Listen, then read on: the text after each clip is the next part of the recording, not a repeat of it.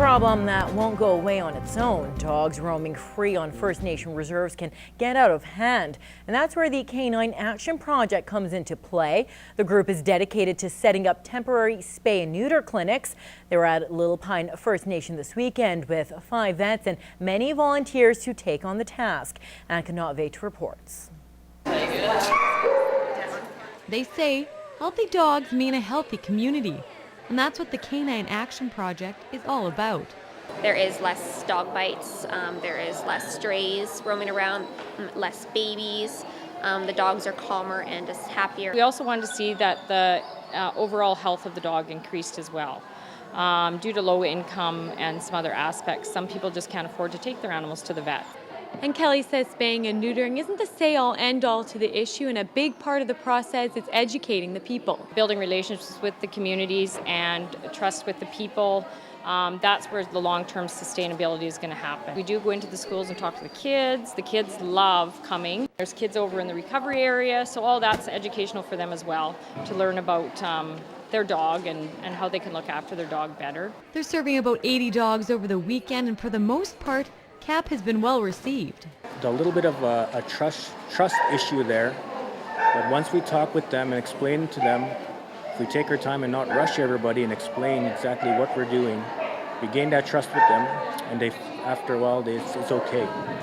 And in response to the issue of dog calls, Kelly says it happens because of a lack of resources and vet services, and that it's not healthy for the community. It can cause post-traumatic stress syndrome for the people, and so it's stressful for the community. And as a rule, communities don't want to resort to that. But in instances where there have been children killed by packs of dogs, that's the only thing that they know how to look after the situation. They will hold another clinic in Little Pine at the end of May and will continue to build relationships with other communities.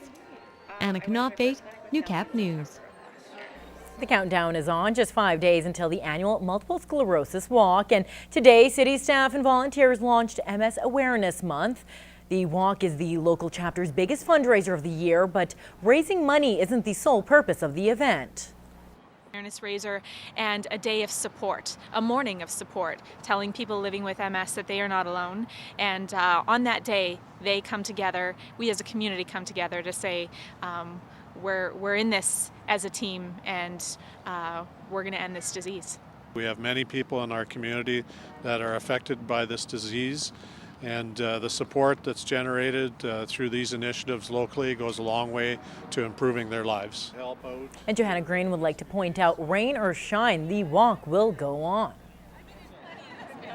Much like the unpredictability of MS, on a daily basis, a person living with MS can get up and not know what symptoms they'll face. What we do know is, regardless of what the conditions pose, our people will come out in huge numbers with the highest of spirits.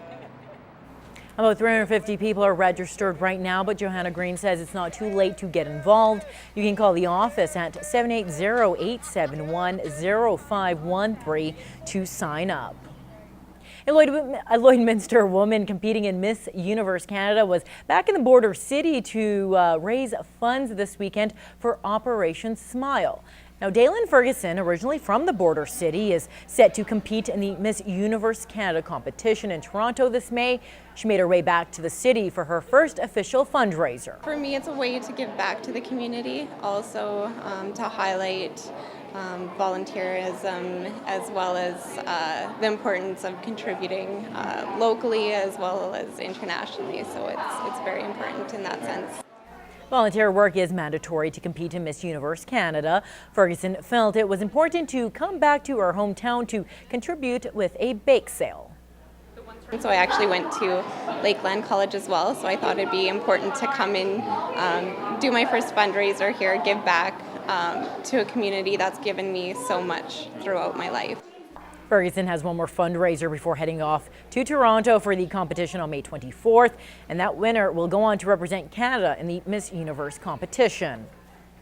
Well, time to look back in retrospect this week from the archives. Now in this edition, Brian Hardy brings us a story about vermin invading Alberta, and we will also take a look at the sculpting of a tribute to one of St. Walburg's most famous residents.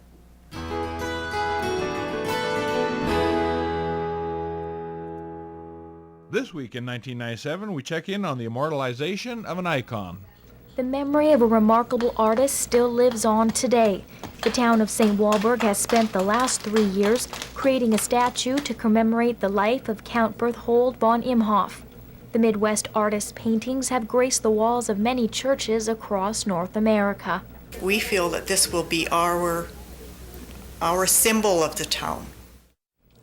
Susan Belder has spent over 1,000 hours on the sculpture. Belder joined her community today in presenting a check to Jim Jensen, who will now bronze and mount the wax mold. The community is hoping their tribute to Count Imhoff will provide a landmark for St. Walburg and its surrounding communities.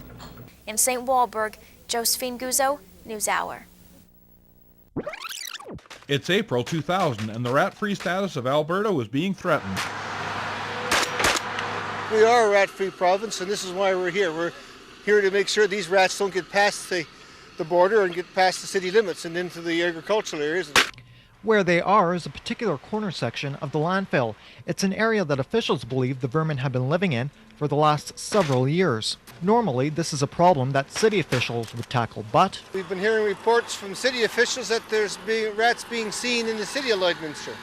And that's why the Rat Patrol has been brought in. We've probably shot several hundred already since mid-morning. Officials hope to have the problem eradicated to the best of their abilities in the next day or two. It's hoped that this is the last time that the Rat Patrol makes its way to Lloydminster.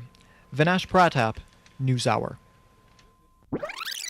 Join us next time when we meet a man with a plan on Retrospect, this week from the archives.